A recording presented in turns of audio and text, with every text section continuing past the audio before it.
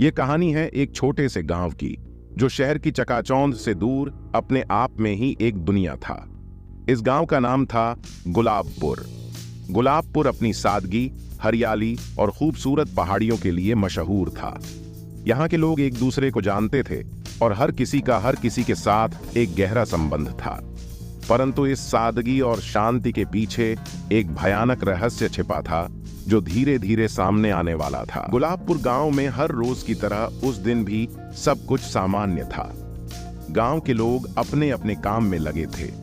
महिलाएं रसोई में खाना बना रही थीं, बच्चे खेल रहे थे और पुरुष खेतों में काम कर रहे थे। परंतु इस सामान्य दिन में एक घटना ने सभी को हिलाकर रख दिया।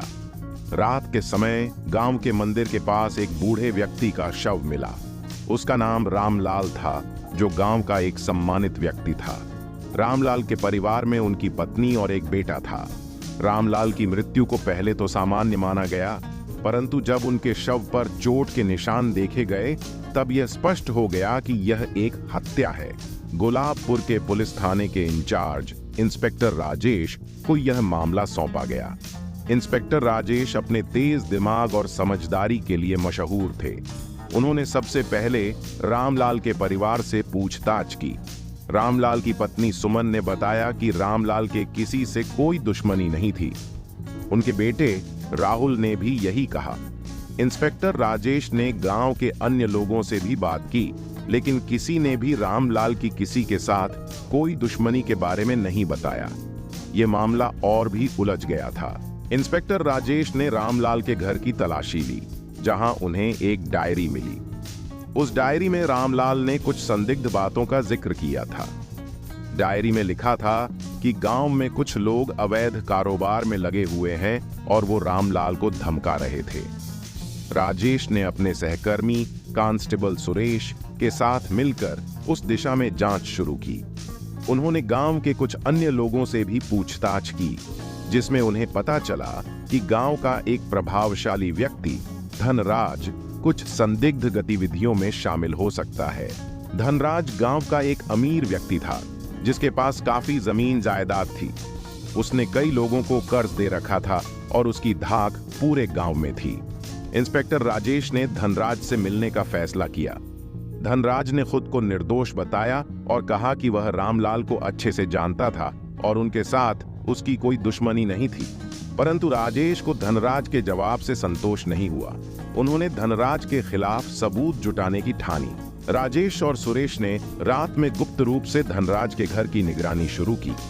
एक रात उन्होंने देखा कि धनराज के घर के पीछे कुछ लोग गुपचुप तरीके से आ जा रहे हैं।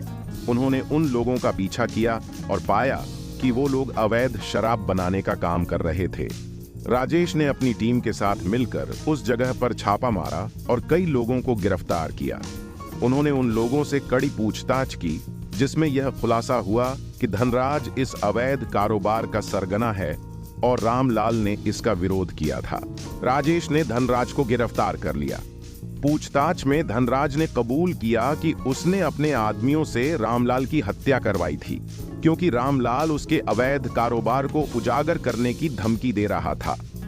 धनराज के खिलाफ मुकदमा दर्ज किया गया और उसे सलाखों के पीछे डाल दिया गया। रामलाल के परिवार को न्याय मिला और गांव के लोगों ने इंस्पेक्टर राजेश की सराहना की।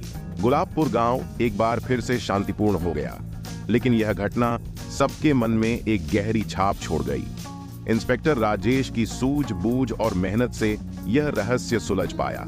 यह कहानी हमें यह सिखाती है कि बुराई कितनी भी छिपी क्यों न हो, सत्य हमेशा सामने आकर ही रहता है। यह थी गुलाबपुर की कहानी, जहां एक अपराध ने सबको झकझोर कर रख दिया, परंतु न्याय की जीत हुई।